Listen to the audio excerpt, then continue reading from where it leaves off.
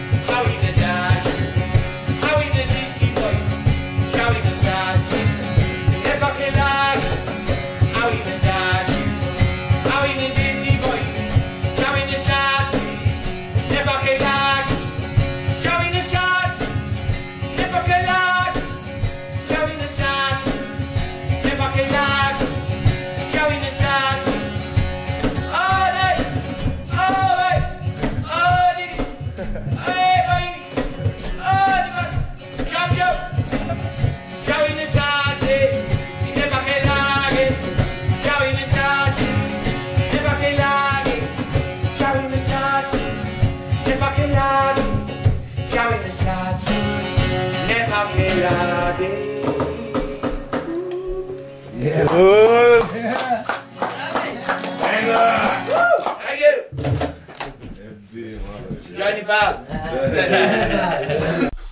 So welcome back, episode 40. Today we have a special guest who is a social worker by day and a rock star by night. Oh. Alex Nepali, man. Namaste, something like. Hi. Man, could you just give us a brief introduction about yourself? No, we have Yes. no idea. First of all, thank you for speaking English. I must think that you be studying Nepali. It's pretty good, man. Press. Well, thank you for speaking English. A little bit about myself. Yeah. Oh, okay. So I'm from the UK. I'm from England, but I love Nepal.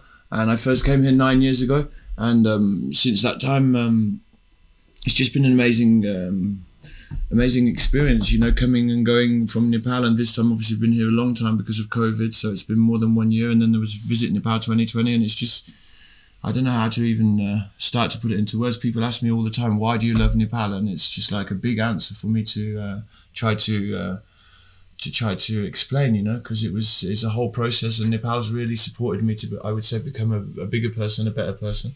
So I don't know. It's a bit about myself. You've been here for 9 years. I mean, coming and going. First, it was just 3 months, and then that was 2012, and then every year a little bit coming, because we're 5 months allowed maximum to come.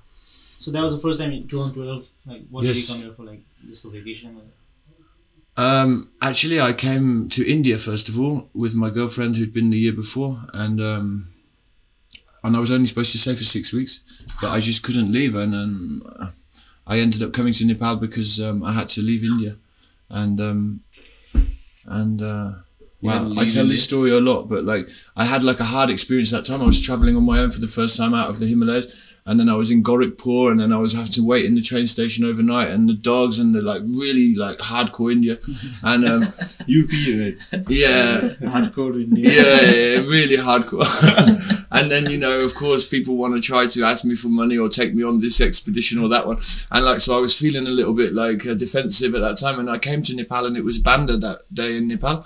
It was a strike, and I just had my guitar, and we're singing on the border Bob Marley songs on Sonali border, and there was one karate team, but nothing was moving in Nepal. I was waiting something, I don't know, 3-4 hours on the border, and then finally like they were like, right, come with us, we'll take you to Pokhara, and then they had some kind of pass, some clearance to be able to get through the police checks. So we went to Pokhara, and I just had this amazing different feeling when I came in Nepal from India that time. It was like people, it was like I mean, even Nepali people are so good at hospitality, you know, to take care of the guest and to make you feel welcome and make you feel good, and that was my really direct experience of it. Was that new for you? Well, yeah, in a way. I mean, I didn't know much, obviously, about Nepal or Nepali culture at that time, but it was just... Not talking about Nepali culture, but like people being hospitable. I mean, I come from a family where that's normal, you know, but in life it's kind of, I suppose, I don't know, yeah. I mean, that go through different phases. India part, so. Yeah. There's a contrast. And I've just been on a crazy trip. What part of UK, sorry, what part of UK you're from? So I was born in the second city, Birmingham. But if English people ask me where am I from, I say Bristol, because when I left home when I was like 16, I lived in Bristol since that time. So Bristol's like the third city. I was born in the second city, which is Birmingham. And isn't Birmingham like from the Peaky Blinders? The series? Birmingham. Oh, yeah. So actually, one of the main reasons my family moved me from Birmingham, why? Because they didn't want us growing up with this disadvantage. Just this accent of like Birmingham speaking like this, and like, my mum and dad were like, right, okay, let's move them before they start to get that accent. And so I grew up in a place called Stratford-upon-Avon. It's actually where Shakespeare's born, and my family home is there to this day. My mum lives there, and we have a family home there.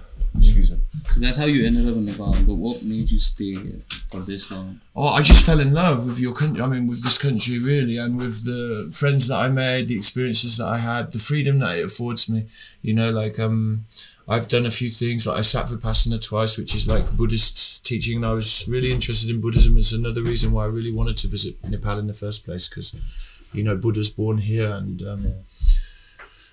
I don't know, it's just, I would say, like, I call it Mama Himalaya, you know, I feel very connected and protected by these mountains, you know, and it's something like, difficult to describe, but it's something that I feel, you know, and it's kind of weird because some of us, like my very own sister, she's in the UK.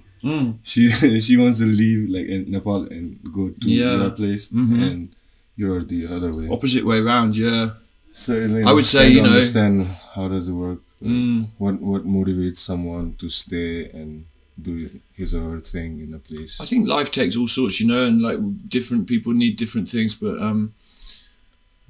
definitely I would say to realise how lucky we are, you know, just with this great big nature and this amazing kind of history of, you know, of Nepal, and yeah, I hear what you're saying. A lot of people would want to kind of feel like it's a goal to leave, you know. Yeah. But yeah, for me it is the other way around. It's a goal to stay now and to get the visa so that I can not have more problems with that. How's like Nepalese immigration office been? Incompetent? No, they're very nice. Please speak your mind, man. They must be shit, right? No, they are nice. I mean, but it's just, you know, everything is like, we had this lockdown, and they were we had to go. Finally, they opened the immigration after some time, and then they don't tell you anything, you know, and like they don't even organise anything. It's the Nepalese hospitality. It's just like you have to go and ask, okay, how long do I have to wait now? Okay, like, and they're like, oh, I don't know, just go and sit down, and it's like, go and sit down. Yeah, it's not really like well thought out, you know. So, but is that part of the charm?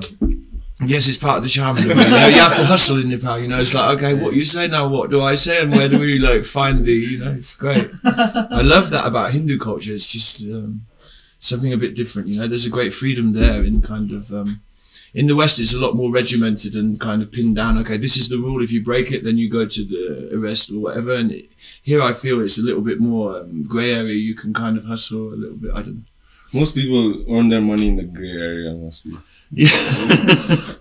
Like, to be honest. So I can't help but notice you're rocking the Nepali traditional. Yes, I love it. Yeah. I mean, this is just a piece of dhaka that I bought. It's just 1 meter. On my way back from Rukum, I bought it, so I'm a little bit like, yes, I like this one at the moment. And I don't know, like, I love it. I love the nip. I don't know. I feel like it suits me also. Yeah, like, it does. I don't know. I just it is what it is, you know. I think people love the fact that someone's coming here and embracing something from York, and like I feel duty bound to do that because it's like a big heart connection, you know. It's something like what else am I going to do? And I do love it also. All this, I have daughter sort of well. I have 2 actually, but I don't wear them very often because, like, oh my god, already I have to not wear this in the show. Alex, oh you're Alex Nepali. Oh. Yeah. So we came across your videos during lockdown, right? Yeah. Oh, okay. Yeah, and we were watching them and we found pretty cool, man. Like our friend mentioned. Oh, okay. Do you mean when we're doing like fundraising for lockdown people with the yeah, rise and so, stuff? yeah. I don't remember the context, but it was Something like that.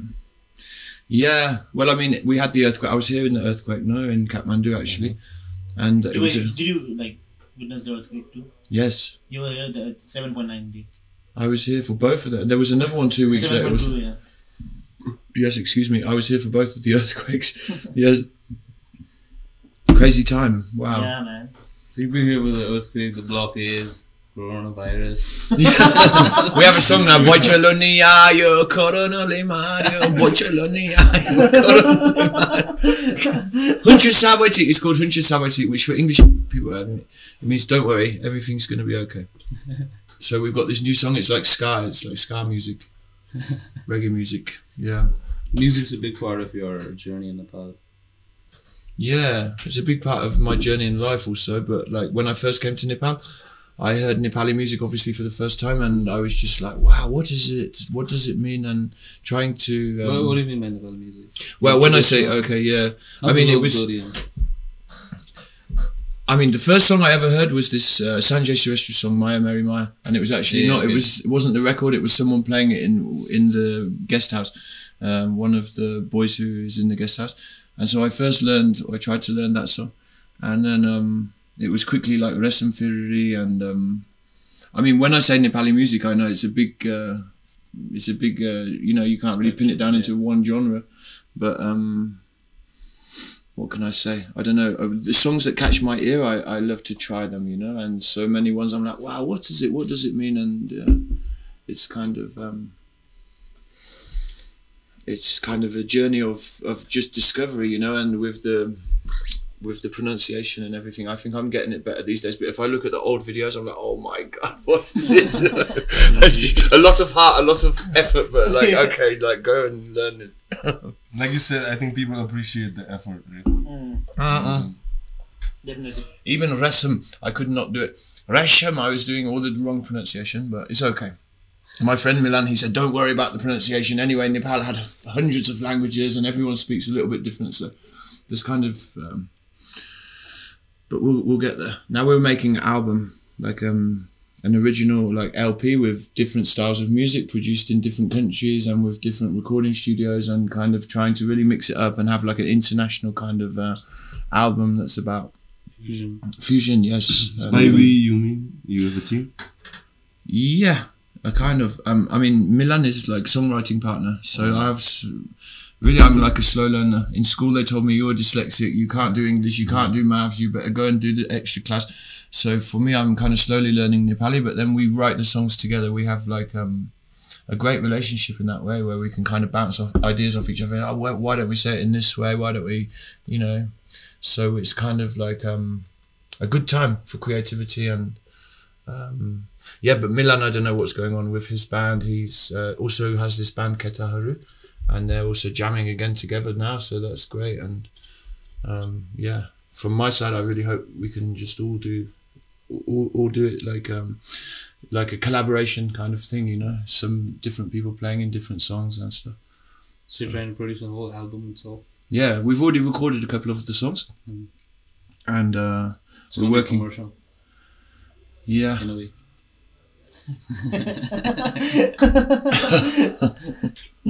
Well, we're keeping it in our own hands. You know, we could have actually just took 50% and done it with someone, and then they're gonna pay for the video, pay for the recording. But we decided to just slowly do it and keep it in our own hands, so that we can, and like at least a fourth or 25% is going to go to helping people, some kind of NGO or charitable effort from the album sales. Yeah, I mean, we went to Rukum, we took a lot of clothes there, and we tried to help. It's like when it was the lockdown, we did this project to give rice and stuff to people, but then it wasn't until we did it that you realise, are we really helping them? You know, do they really need that? Like, so I don't know. I'm kind of keen to find a way to really do a meaningful, I don't know, NGO or some kind of way to give something back to Nepal. It's something really important to me to kind of. So you're planning to give certain proceeds from the album sales? Yeah, Milan has more of an idea about how we're going to do that, because he's been going to Rukum a lot, and it's to do with Rukum now. There's something there. So as I say, we took the clothes, and next time let's see what's possible. I don't know. We want to support local people to do their own, have their own economy, you know. So it's like not about giving people handouts. It's about trying to help people to have their own economy, you know. So can you elaborate a little bit on Rukum? We have no clue about where. Oh. Me too. No, it's central. You were there recently. Yeah, Western, is it? Western Nepal. On the way, yeah. Wow, it's the most incredible experience. Amazing. So we drove to Rukum main bazaar. No, sorry, Rukum. And then walking, you can't, after a certain point, they're building a road, but you can't drive. So then we're walking 1-2 days, and then...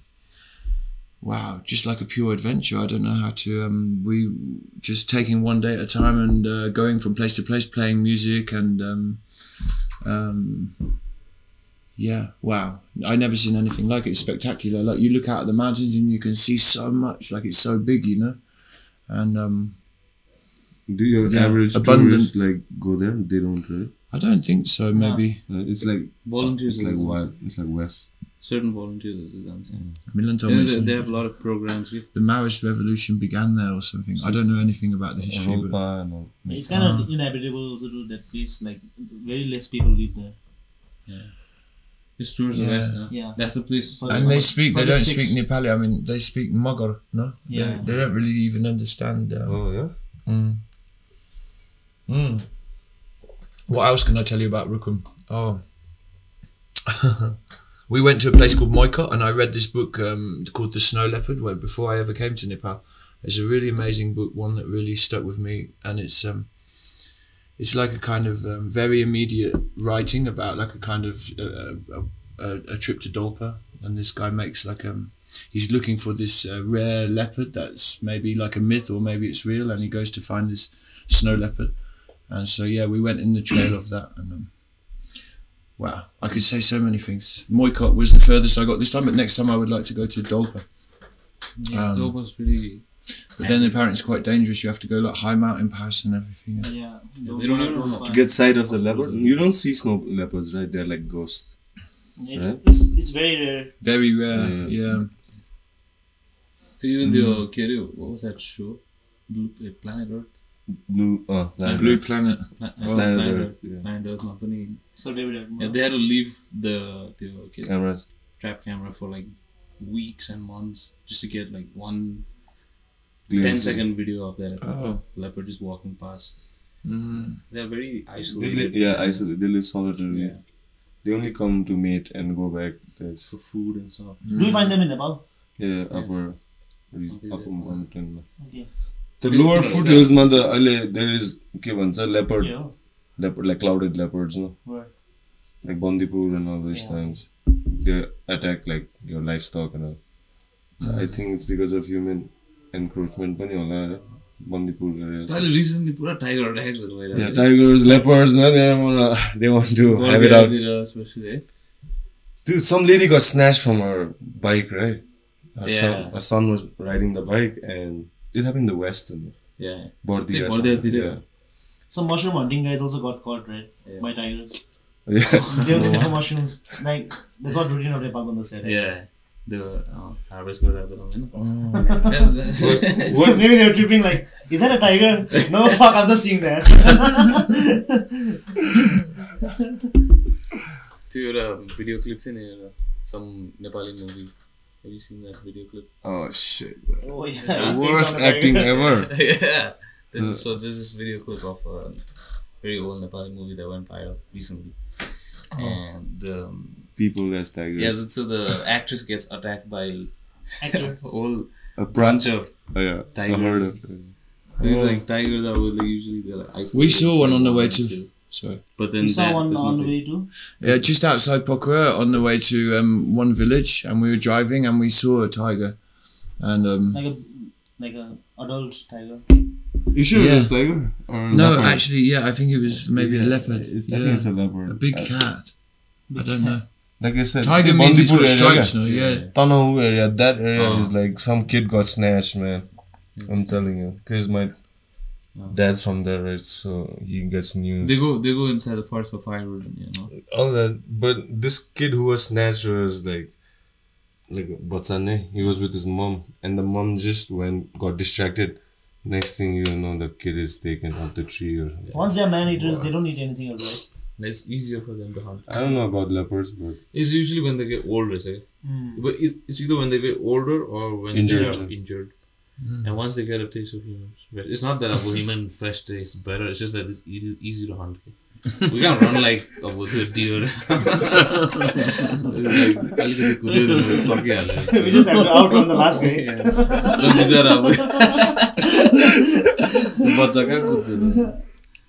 Or all this. So, but you have a travel vlog too, right? I saw it on YouTube. Like you made a video about the thing.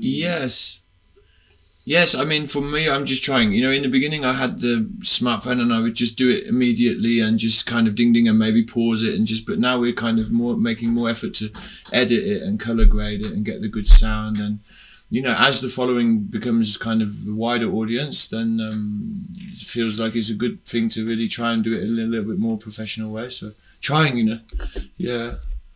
So for how long are you in Nepal now? In this.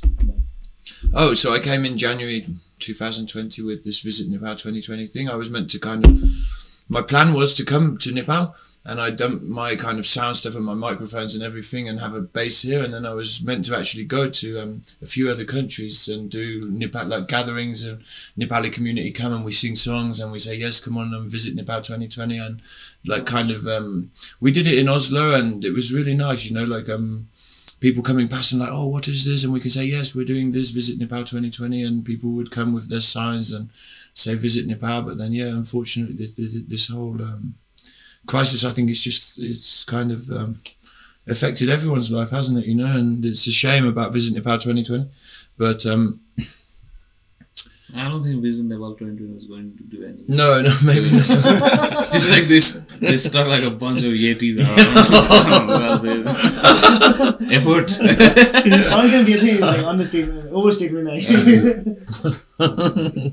The worst. Did you see the opening ceremony? Yeah.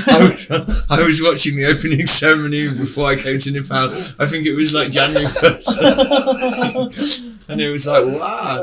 They had this stadium and they were doing this whole opening ceremony for Visit Nepal 2020. And I thought, right, where's Yogesh's email? I'm going to email it. What's his name? The tourism minister. I have his email address. Yeah. So like we would, and he shared my post twice. So I was like trying to be really good for that, you know. Like, even the recent key games, South Asian games. Did you see the artwork for the black bug? Man, the mascot was sad. There's a black bug. That was like class 3 or what? Like you know, art competition, and then someone gets. Man, that was sad. Man, that was sad.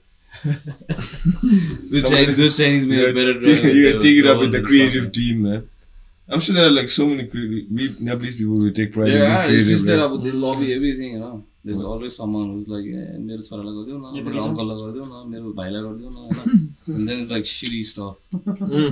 We are like really good artists, right? Like we personally know so many really good artists. I went to Moikot. No, that was the furthest we went in Rukum. Like big trekking after 3 days we reached, and it was so beautiful. They made this big sign painted on the wall, "Visit Nepal 2020," and I felt so sad, you know, because it never really happened. You know, someone's gone to a lot of effort to make, and it was yeah. So I don't know. What was the Yeti that thing? Huh? It's still around the Yeti. Yeah. Oh, it's outside of take it out, dude. It's like 21. And they've unpedestrianised that area now in Tamil now. It was all pedestrianised and they were trying to make it nice for them. Exactly. Now it's all just back to normal. It's back to normal.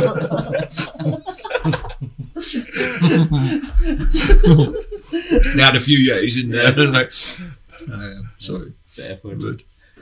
Dude, in Nepal they don't respect pedestrianism. Or what do you call that? Like, or bicycles, like. But there are pedestrians that are right? Like when you're like driving around, especially Tamil area, it's almost like you're almost like one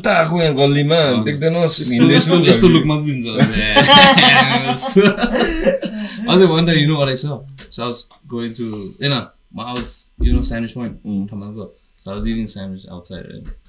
And that street is pretty narrow, so one way, so it was like pretty packed. And the rickshaw going, I think, rickshaw was blowing his horn. There were like a bunch of Chinese people walking, spread out like this, They're not walking in a line, they're like walking like horizontal.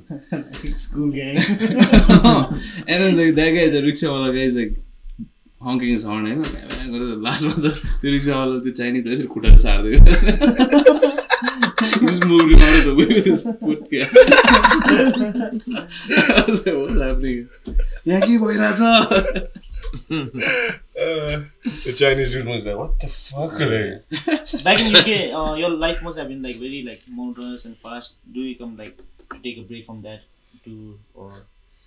Wow, I don't want to get too deep with you guys, but I had a lot of problems before I started to travel. No, I was in and out of rehabs when I was younger, and I had a lot of problems. And so yeah, like I don't know. What was the question again? No, I mean, that's the thing. People ask me, why do you love Nepal? But thank God I've kind of had the reverse experience. It hasn't killed me. It's brought me to life and it's given me freedom because I had to learn something, because I had those problems. And I can't remember what the question was. Where you found yourself? Yeah, I really found myself. I lost my mind, but I found my soul in Nepal. I don't know. That's a big statement. I'm going to write a song about it. No. I don't know, it's just a great big kind of humbling experience in a way. Like I'm always meeting interesting people who have like something to teach me also. And I'm also always learning from these simple kind of things like eating dal bhat, like cooking together, like simple things, Does coming to Nepal make you like more grateful for things you have? Oh yeah. Was it like a clean slate to start over? Yeah, in a way. But also, I mean, the first thing it makes me feel is like, well, everyone's different, and for me it was like some kind of calling. Like when I was young and they showed us the globe, and I spin this thing and I'm like, where is this India? Like I could see this place in the Himalayas and like this area. It was something like, I don't know, not to get too, but it was just something like a calling. I knew that I was going to go there, and that's the first place I went after leaving Europe, and I don't need much more. I mean, something about India and British people coming there to stay. Yeah, the British. Something about dude, like we're like the spices. The spices. Get them. Let's get them. Oh no. And then I was in a movie about it also. It was called The Queen of like Angres, and I was because I had no money. I had no money, so like I had to go. They're going to give me for 2,000-3,000 every day, and I had to hold the British flag and with the rifle. What was it, Bhagat Singh? No, you were in the movie. Yeah, not Tollywood. It was Tollywood. Yeah. Oh shit. Second grade Bollywood or something. Yeah. Let's look for that movie, man. What's the name of the movie, man? Before I was famous in Nepal, I became famous in It's called The Queen of Jhansi. Queen of Jhansi. I've never seen it, actually. Check it out, man. Queen of Jhansi. Wow. Wow. Steve Irwin has Steve left Irwin. a legacy behind that I learned- other people try to. I learned more from him than I learned from school, man. Like about the wildlife and stuff. Yeah. We didn't have a course about the wildlife and shit. All we got was from TV. Whatever we learn in biology, that's it. We learned biology. Mitochondria is the powerhouse of the cell. That's what we learned in biology. Nucleus. Yeah, we learned that, man. Yeah, bro, biology, female teacher, reproductive organs around the head. Everyone, you're in a boys' school, right? And when you reach that chapter, reproductive organs, obviously everyone's like giggly and like, When the lady teacher. yeah, female teacher, yeah, and then everyone's laughing and stuff. And then Dissecting, suddenly the teacher is like, "Why are you laughing? You have it, I have it. What's the problem?" Shanti man thing. Sex education, do you get that in Nepal? Barely. Man, No, I don't know. I don't think so.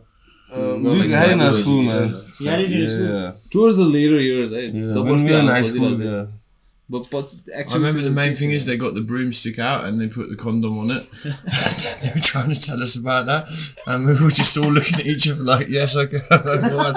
Like having, many childish. There's a whole joke about that, right? Some social worker went to some village and then they demonstrated how to put the condom on a banana. But then there were still a lot of babies being produced, and then they asked like, "What's happening right now?" And they were like, "No, we did whatever you told us. So we put a condom on a banana." And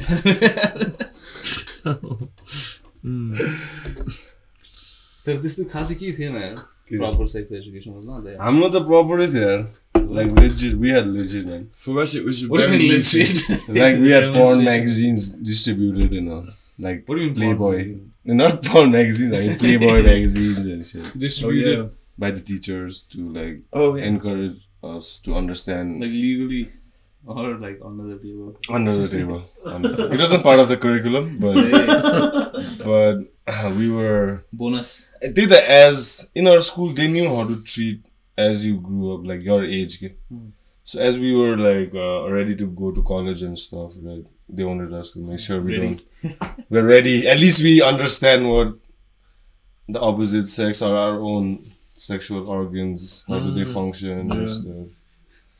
I remember watching. I just remember watching one video set in the back of the classroom, and it was just like in and out this kind of cartoon thing, and I was like, "Oh, okay, that's how people have sex." And then they were trying, and then I don't know. It's just a strange thing. But I remember that it was kind of something new at my school in my town, and my parents had to give permission for that, and they did. And then it was like, okay, we're now going to do the sex education. It's not like something you can ask your parents to, right? Or your parents, how are they gonna tell you? Like, Even if you do, they'll shut you down. And, so the parents think since they're paying the school, it's the school's job to. I don't think they would want us to know about it, even if it's But not the school school. expects the parents to teach you, right? It's like a weird Paradox. Yeah, man. I don't know. But some parents do have it. They say. I know a couple of friends who had that conversation with their parents. Like how he or she was born. I mean, just general. I remember that conversation. How can you forget that? No, I remember my mom saying something like, "Yes, Daddy puts the seed in the mommy. That's how the baby is created." I'm like, "Oh, okay, yes, how interesting." Daddy's walking around carrying a seed, like bag of seeds. You got like sunflower seeds, you got baby seeds. Guys, it's a planter. No, like growing up in UK, you had like a big influence. Like music was a big influence on you. Like yes, it's my whole life. Music. Yeah. Do you remember a point where you realized it? That music is your thing. Yeah, I was a young child because, as I said before, I had sort of. They would call it dyslexia, Yeah. So, but then I always sang, and I was singing in the choir since I was, I don't know, 6 or 7. And then your voice breaks now when you have your puberty.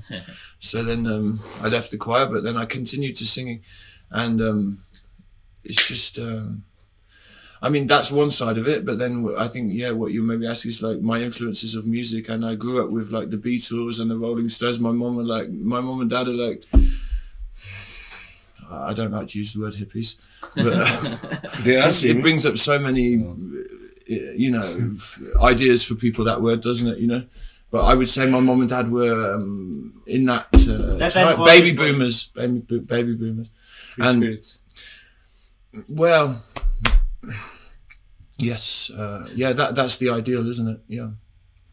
But yeah, so I mean, my mum and then even when I was like young, like 13, I was going to the festivals, and then we weren't really allowed to go. But I was like, there was a festival near where we live. It was called Phoenix Festival.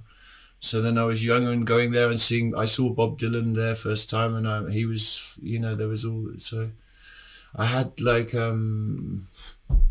my own journey with music. You know, there's so much music in UK, first of all. So then I was a big fan of the Prodigy at that time, and it was a great thing for me to go there, and the tent was just massively packed with people, and like, you know, there's all these different kind of followings of different things, drum and bass, which we call like jungle music, and that was a big thing, you know, and it's a scene, you know, it's like, there's a different vibe, you know, people have their hoods up and they're dancing in a different way, you know, and then if you go to the techno, then it's something else, and if you go to the happy hardcore, it's certainly something else, and like, you know, there's all these different things, and that's one of the great things about UK, but there's many things that I love and not love about UK, you know, so but it's generally backed by substances also, right? Yeah. These parties. Oh, by substances? Okay. Like drugs. Yeah, drugs. Yes. Yes. That's half the fun, I guess. Like, well, for people would say if you're not over the other side of it. Yeah. I mean, I don't know how much I can say about that too much, because I used to also be involved in it. These days, I found a bigger life, you know, thank God and stuff. But at that age, yeah, it was kind of different drugs, and also different groups with those drugs, you know, because you'll get your people who are taking, for example, amphetamines and ecstasy tablets and MDMA and these different substances like ketamine, and then those people, they'll have a different trip through the night, you know, of the rave or the party or the festival. And so I used to, I mean, God, I don't know how much you want me to say, but I used to be also ego with it, because I had to be, you know, you have to be strong, and at that age I was just like, yes, you know? And I used to sell them, but yeah, I mean, I don't do it anymore. I went to prison for it, so I mean, I can be honest, but I used to kind of hustle with that, and then, I don't know, sorry. I shouldn't say too much. No, I shouldn't say too much. Oh. I mean, maybe, I don't know. It's just life, you know. Thank God. I mean, thank God that we can talk, you know. In these days, you have to be so careful what you say, but I can only be honest, you know, and I must be true, you know. And so it's just like, you know, I know so many people also, that's what's like heartbreaking about it. I know so many people with these kind of issues, you want to call it like kind of things that they've grown up with, you know. And whether it's selling drugs, whether it's robbing people, whether it's, you know, there's all of these things going on, you know, if we're honest, you know, like people are crazy, you know. I mean, and I was also, you know, but somehow, I don't know, maybe I'm just talking too much, but like, I think it's good to have that conversation. I think we need to have that conversation now, you know. Especially, I feel this, because people are dying of that all the time, and now when I go into UK, I see it, like, you know, it's crazy. It's like a post-apocalyptic, like they're all living in the shops, like, which used to be open, and I mean, anyway, many homeless people, you know. You think all UK people are like kind of affluent and stuff. It's not the reality. Like, you know, you get council estates, and then all the, you know, like there's many problems in my country. I mean, social problems, you know, class problems. It's the same with most capitalist countries. Right? Yeah. Even in America, they have a big homeless problem, especially in the West Coast. Skid Row and stuff. Oh wow. Yeah. Across the border. I just saw a video of like a bunch of people. I don't know how far this is true, but apparently they just drop them off from India over here, you know, and then they start begging. They live in the outskirts. The people, they have the bossy around stuff, and then during the day they beg, and at night they just like find some shelter, And then over time, there's like a lot of people pouring in, and then they start building all this like small shanties, and then they occupy the space, and then that's how it turns into a slum. Yeah, that's like a big problem of our capitalism. Big problem of the world. Wherever we go, we've got this kind of it's almost become a subclass. You can call it working class. Well, if you don't have a job, then you're not working. So, and then we now have all of these kind of, in my country, we have dole money. So it's money from the government just to kind of be for now. Yeah. And that's, and that's also not necessarily a bad thing, but the way it's managed, it becomes like a big dependency for people, and then they just kind of lose their way out and don't have a bigger purpose. And for me, like something like coming to Nepal, it's given me hopefully a bigger purpose, to kind of just it's not even that it needs everywhere it does. But I think it's an important thing to find a bigger truth. Anyway, when I went through these things, and the solution was to find a bigger perspective. Because so many people, they're just stuck in this little small kind of it's like survival at that point, isn't it? And then drugs have become part of it, and whatever else, abuse has become part of it. Wow, sorry, we're deep diving now. No, I was just reading about Trevor Noah autobiography for that. So he's from South Africa and grew up during the apartheid period. So there was one, when you talk about this, I just remember this one portion where he said, like, where government can't help, it is supposed to help, crime helps. Because crime doesn't discriminate. Crime doesn't do any of that to, like you're a high class or whatever you are, you'll help, you get help. So that's how people get drawn towards that life. Yeah. And then after a while, it's like very. Oh my God! It's a complete institutionalization at that point. Like, if you go to the prisons, people are actually happy to be. They're safer there because they know where they stand. On the outside, then no one. It's a little bit more dangerous maybe for them, and that throws them into dangerous, more chaotic situations that put them back in prison quicker. And it's just, It's sad. That's the thing. But don't you think it's institutionalized to be like that? You mean it was planned in that way? Yeah. To keep those people there? There, yeah. Like a modern day slavery kind of thing. But then some people... Are the prisons in UK like private or what? No. Her Majesty... Yes, I have an idea. I know. Her Majesty's Prisons is owned by the Queen, no? So most of them are HMP. And if it's private prison, no, there's some. I was in one also. I was in prison also. Prison is a business too, right? Oh my God. That's closely tied with like racism also. Slavery. Yeah. In America it is. Because then that's what I meant to ask. UK, I think Europe is much lesser than America. America one is like complete business. That's why they put in people for minor crimes, so that they get more funds. But then the prisons are packed. There are people in prison for minor offenses, They're pickpocketing, and then they're getting like 3-4 years. Who's the savior? Kim Kardashian. How does she save them? So apparently she was studying law initially, and then she had over 30 years. And then she continued, and she just passed her bar exam. And now she's saving but she's defending people black people who have been incarcerated for minor offenses.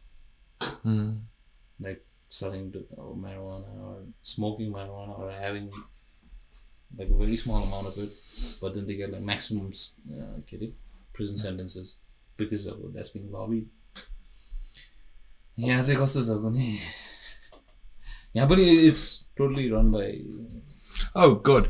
It even expands beyond prison. It's the whole industry of community care in the community. It's some kind of sprawling opportunity for people to, and then once those jobs are established and they're in place, then they have to be sustained with the clients, So if you want to talk about making problems better, then there should be less clients, hopefully, But actually they need more because that's how capitalism works. You know, it's like it has to grow. Okay, now we need this, and now there's going to be this, and now there's going to be this, and I don't know. I see it. I mean, in only in my own country, obviously in America it's another thing, but also it's sad. You know, it's really sad because when I sit with them on the streets, and it's not just in my country.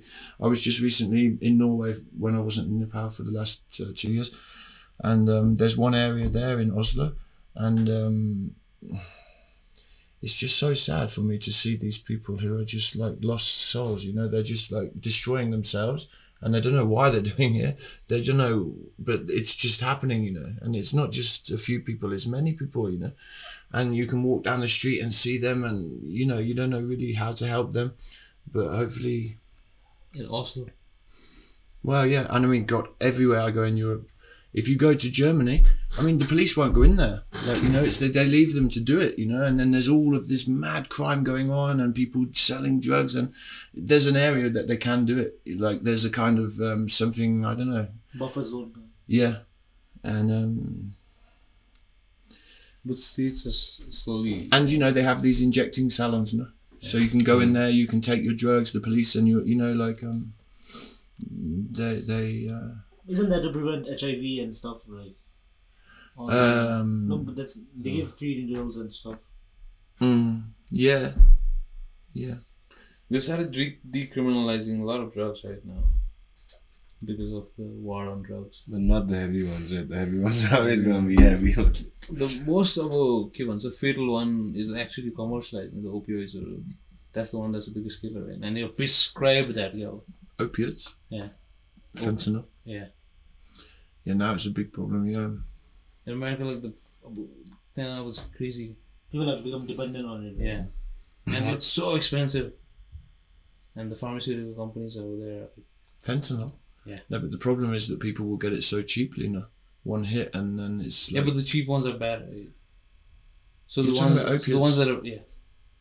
So the ones that are like prescribed heroin. to you, they get you addicted to it. Codeine is one of them too, right? No, Even though... Yeah, codeine is an opiate, yeah. There's like 3 ingredients, I think, to make up heroin. I mean, and codeine is codeine, morphine, and... what is it? Codeine and morphine. I can't remember the other one. But yeah, nowadays the problem is they've made like a super heroin with this fentanyl, and it's actually really cheap, and it's made in China and stuff. And now, I don't know, they've had this epidemic of people kind of dying from overdose. And the lockdown just like pushed it further, right?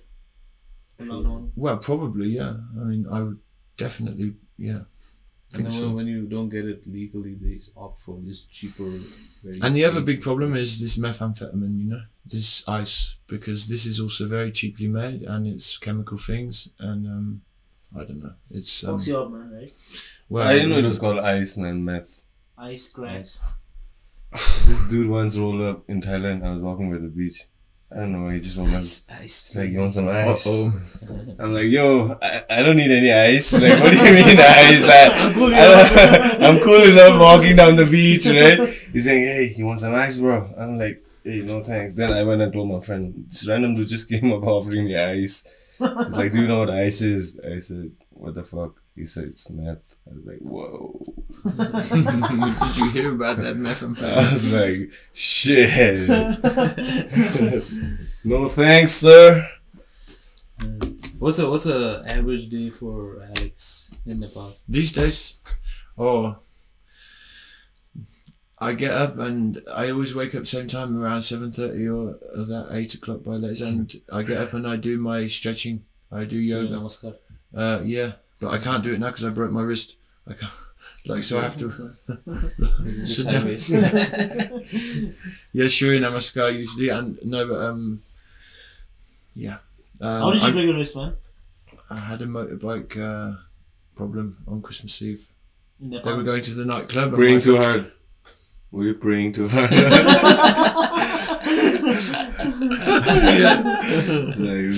I was going to pick up someone else's girlfriend, and he's my good friend. He's one of my very best friends, and he's Mickey, my friend from England.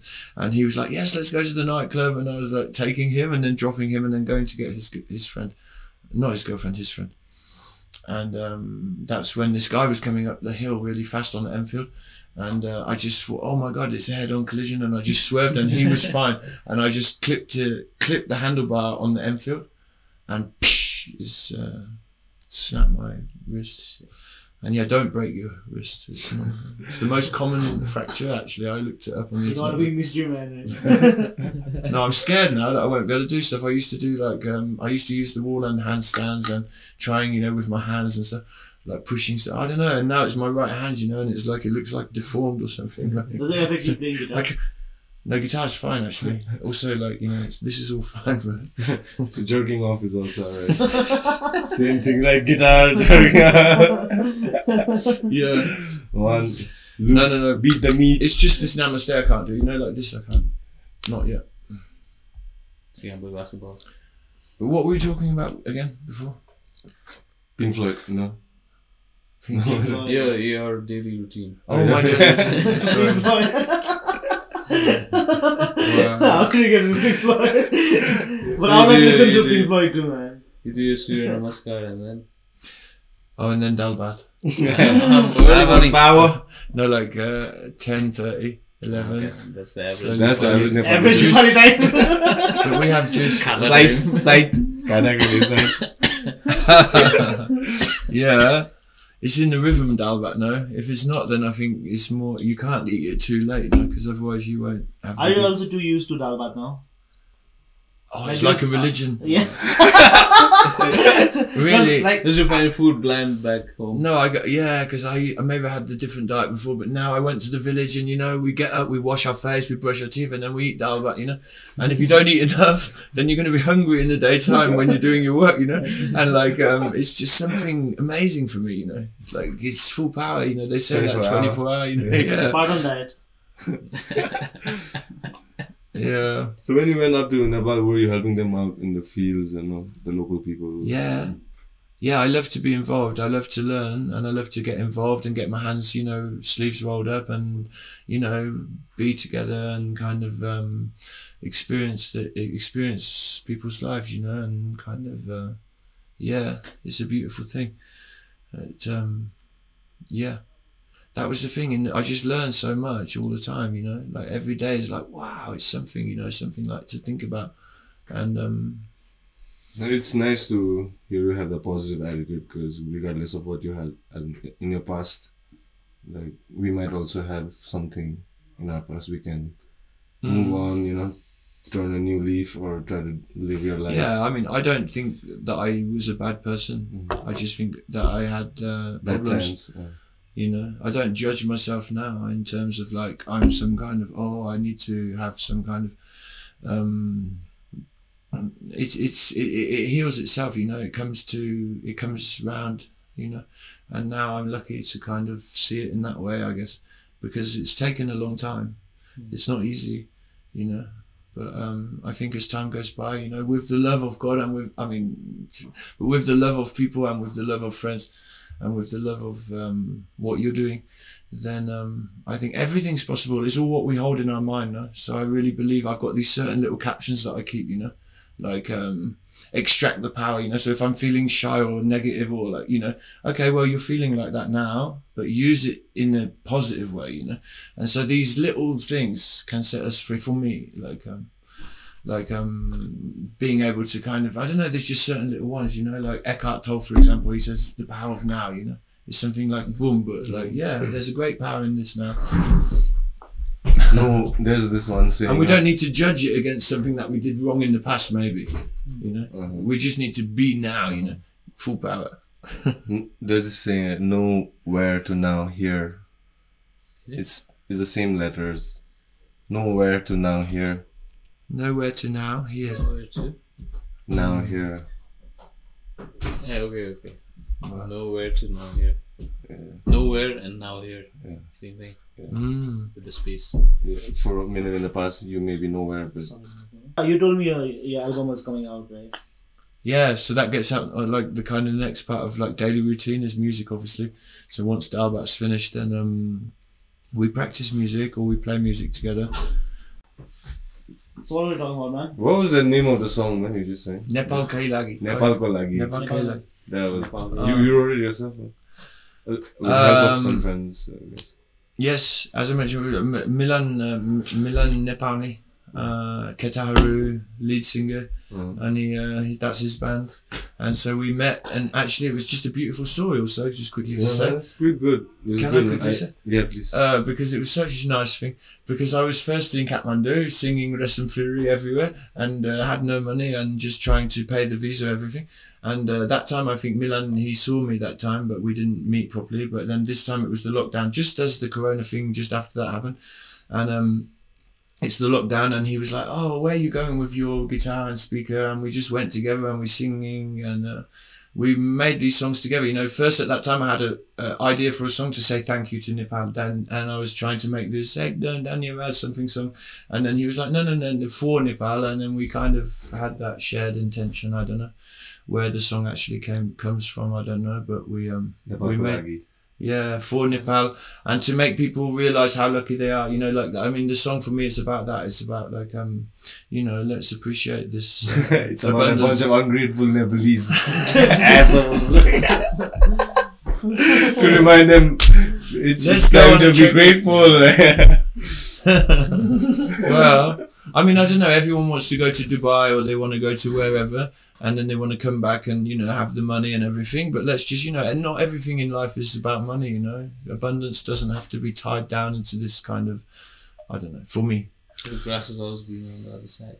Yeah, and is it really? Maybe it's just like that. Check out these rolling papers, you know what? I don't know, but this is, I also found this just like a couple of days ago. My friend was ever, like, it's cool because, you know, rolling papers usually get like, what, 40 or 50 of them? And with this one you just get, is it 3 or 4? There's variety. Or 5? Oh, there's a variety. Yeah, you can buy the 50 ones, or you can buy the 3 ones, or you can buy just singular ones. Yeah, but that's cool because you get all that roach material and just a few, anyway. Yeah. So you can find them at cheers.com or Lit. KK Mart and Big Mart and some small stores too. I'm not sure where exactly. Dude, that banner fucking sucked it, to be honest, man. If you're watching Lit, dude. We're not fucking sell us, homie. Don't call us that, bro. Anyway, that's for something other than just jokes. Cool. So yeah, man. So our co-sponsors are like Caps Nepal. Oh, okay. So we're coming like in terms with them, like about giving a giveaway caps or like afno customized garera. So if you want, like, check them out, link is in the description. Check it out. Yeah. And the winner of the first comments. Trophy dinner for 2, right? Comments trophy. So the first comment dinner was like unanimous, man. Unanimous. Drum roll. The people spoke. People liked. Drum roll. And Mukesh Go enjoy it. Dinner, no. Local, like, contact us for like more info, right now. We'll give you the details. Give you the timing and the number. So guys, yeah, we encourage you to comment more on our like videos and stuff. अब next हैन के क्याप्सहरु पनि पाउने chances caps पनि पाउने chances छ, dinner पनि पाउने chances छ हैन। के रे त्यो हाम्रो पनि गिभअवे आउँदैछ हैन। अनि त्यसो पनि त छ जी म्याम्सको पनि रेस्टुरेन्टमा एउटा डिनर ए डिनर छ अझै डिनर दुईटा डिनर छ है डिनर लन्च खाए पनि हुन्छ डिनरै त हैन अब मिल भनौं न भुक लागेको टाइम ब्रेकफास्ट खानु तर अब गाइस चेक आउट लोकल आउँछ म्यान हामीलाई स्पोन्सर गर्नु भएको छ उनीहरुले like every week they have offered us like it's a pretty cool place to hang out honestly in Tamil means हैन टके खाना मिठो छ त्यहाँको मुस्ताङले आलु चाहिँ मलाई बिरामी लागेको थियो है beautiful very very Which place is that? It's called local in Tamil. Local. Yeah, that's a big place. Places. Oh, I know. Just above places. I played there once. Yeah. Just above places. Oh, above places. Yeah. Oh, okay. Are you looking forward to play again? Yes. I mean, we play every day now. We busking in Patan, and it's a very nice time for it. But I'm looking forward to playing concerts also. But now we're really focused on the recording and trying to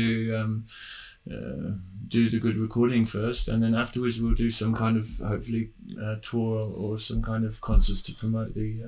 Is the term busking offensive? No. Right? Not for me. Okay. I mean, sorry. No, I mean, busking is, you know, I mean, oh God, yeah. It means to like, I mean, no, but that's a rabbit hole, bro, because my dad, he's like, what, it's begging, and he's also playing music, like, you know, so it's a big kind of, for me personally, controversy. From your dad, he was into music too. Yes, he's also a musician also, yeah. But he didn't go with the term busking. He doesn't approve. I mean, if you He thinks that's begging. I do not think it's begging. I think it's putting out a vibration into the universe on the street or on the road, and there's nothing to be ashamed of in that for me. Even Ed Sheeran was the busker. if you think about it, then like any job is begging, right? If you think about it in that way. Unless you are self-employed. Yeah. In France, they call it terracing, so they go from terrace to terrace, and they play very good music, and they get good money, and it's the best money you'll ever see if you do the good music. Right. Yeah, France. because people France. well, also in different countries, but yeah, France, they have a great kind of a way of supporting that, and yeah, it's great. I mean, the thing is, yeah, it's just different in different countries. You know the band called the Pogues? No, the Pogues. They did the one. They're quite famous. They're from Ireland, I guess, but they got turned down for the busking license in London, and then they went on. You need a license for busking? Yeah, you have to have, otherwise they'll just fine you. So what are the criteria? What are the criteria to meet for the license? What are the criteria to get the license? Well, you have to sit in front of 3 or 4 council officials and give them a test and tell them why you're doing it. And I guess Shane McGowan failed the test. That's a lot of pressure, man. Like, dude, you might as well go to like Britain's Got Talent or something. You don't even need a license for that, man. Yeah. Jokes aside, man. Dude, we wish you all the best. Yeah, thank you guys. It's awesome to speak to you. Awesome to meet you. Let us know when the album's out so we can put it out. Yes. Oh, thanks. Yeah. Dude, if you got some shows, and let us know. We come and cheer, like. Yeah. Trophies. Come see a band. Yeah, check it out. Alex Nepali Project. I don't know, from Facebook, YouTube, Instagram. Follow, like, share, subscribe, guys. Very done, you Or the way. Let's make us look good. Go on, subscribe. Alex Nepali Project in the house. Thanks, brother. Yo, thank you, man. Appreciate it, bro. Appreciate Yes. Real damage. Thank you. Fun time, man. Yeah, man. You too. Thanks. Let's hang out more. Yes, please. Oh, shout out to live music. Live music. Thank you for this amazing. Look at it. Live music and Neeraj. And Neeraj Suladhar.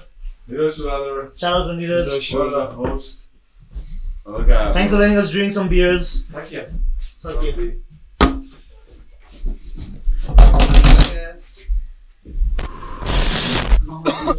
Mario. From here.